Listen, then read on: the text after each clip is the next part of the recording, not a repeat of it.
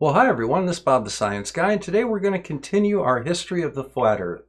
Now we're getting into an exciting period of time. We're looking at the time between the fall of the Western Roman Empire and the fall of the Eastern Roman Empire, or Byzantium and Constantinople.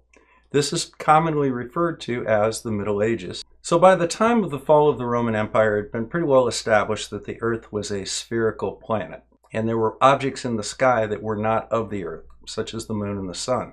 Now, the prevailing opinion at the time was that the Earth was in a geocentric position. In other words, the Earth was in the center of the universe, and everything else in the sky revolved around the Earth. Now, this is in contrast to heliocentrism, which says that the Earth and the other planets orbit around the sun. Now, although we know better now, at the time, the argument that the Earth was in a geocentric position versus a heliocentric solar system, they were both equally valid because you could make observations supporting both of them.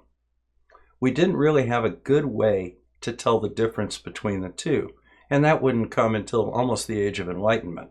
And the primary reason that I say this is that we didn't have a good mechanism to account for either model of the solar system. As you may recall from earlier videos, Aristarchus of Samos, he believed in the heliocentric solar system.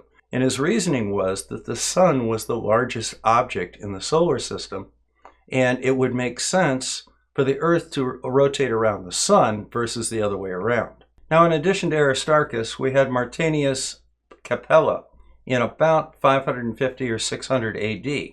Now, he made the observation that Venus and Mercury are both visible, but when they are, they're very close to the sun.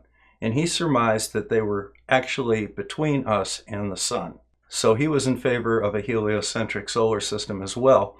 But again, the prevailing opinion at the time was that of Ptolemy and Aristotle, which was that the Earth was in a geocentric position. It was spherical, but it was the center of the universe.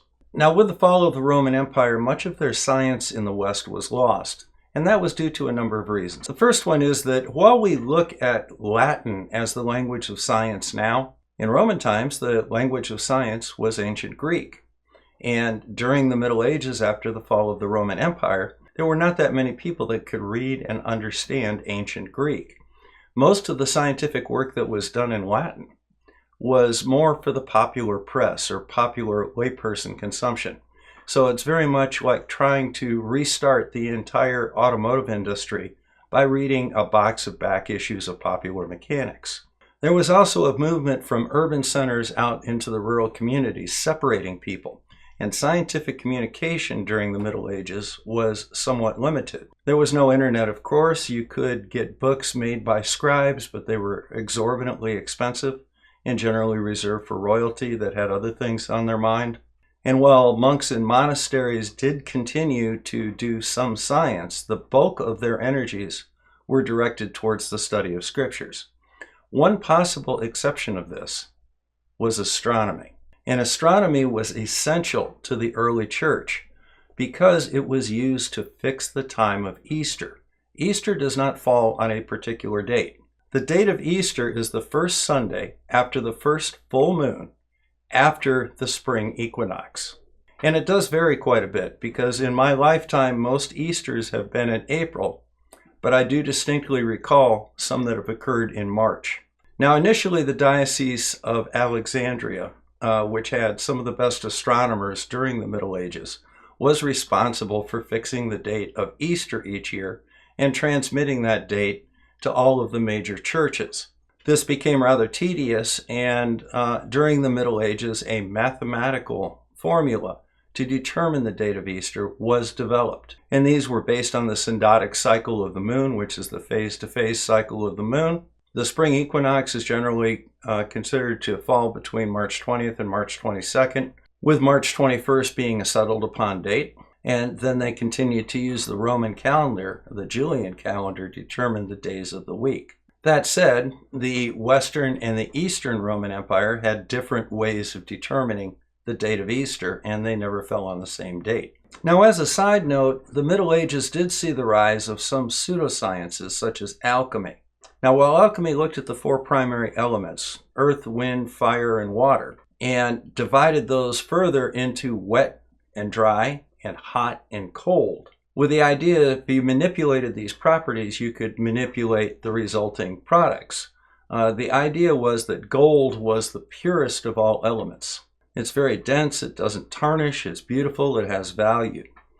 And the idea was that all elements eventually went to perfection. In other words, they turned to gold with time. And much of alchemy was put together to try and figure out ways to speed this process along. For example, to turn base metals like lead or iron into gold, with the idea that eventually it would happen anyhow. Maybe we can find a way to make it happen faster.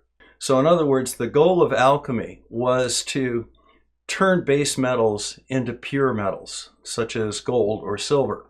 And the idea was that if you made perfection in the outside world, you could raise yourself to perfection. So in other words, if you could develop a philosopher's stone, you could also promote health, youth, and immortality in yourself.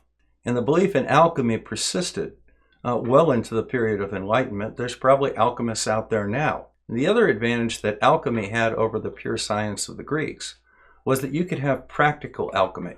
In other words, they would publish formulas for rat poisons, for example, and they would have you combine a variety of different things together, and the result would be an effective rat poison.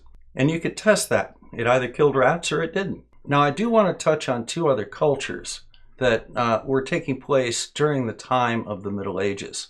The Indian scientific community was making major advances in mathematics. I mean, they discovered zero, for example. But one thing that really stands out from what I was reading about was their concept of time. So, for example, here in the West, if we think about an increment of time, we have seconds, minutes, hours, days, weeks, and months, and years. Then we start looking at things like decades and centuries and millennia. The Indians had specific increments of time that lasted from 25 microseconds to 331 trillion years. And they would visualize these things and make reference to them. They developed very good solar and lunar calendars. And we'll talk about how they shared their knowledge with Islam when we discuss the Golden Age of Islam. The other society that I want to look at is China. Now, Chinese astronomy and astrology records go back to more than 2000 BC. China was not even organized as a nation, so to say, until about 200 BC. So it predates what we would normally consider China. But one thing that was rather unique about the Chinese society of the time is what's called the mandate of heaven. So, for example, if your ruling class was very good at predicting events such as solar eclipses or the seasons, it was said that they had a mandate from heaven to rule. So every time you changed rulers, they sat down and tried to refine that calendar a little bit and try and learn a little bit more about the natural world to have fewer surprises from nature. Because if they weren't surprised by things in nature like lunar or solar eclipses, that reinforced the idea that they had this mandate of heaven and their rule was legitimate. So there was a lot of effort put in to understanding the heavens, to understanding eclipses. They developed early seismographs to find the location of earthquakes. But one thing truly surprised me about the Chinese, because while in most of the literate world by about 100 or 200 BC, the idea of the flat earth was relegated to mythology, they maintained the idea of a flat earth until probably the 16th or the 17th century. And quite frankly, I think some of their scholars actually knew better, but this is what the emperor wanted. That really didn't change until the Jesuits started bringing modern science and scientific methods to China in probably the 16th or the 17th century. Now, to continue this in the next video, we're going to talk a little bit about the Golden Age of Islam and science in the Eastern Roman Empire, or Byzantium. So until then, this is Bob the Science Guy. Thank you very much for joining me. I am very pleased to announce that we just hit 30,000 subscribers, and I hope that you'll be one of them. Take care, everyone.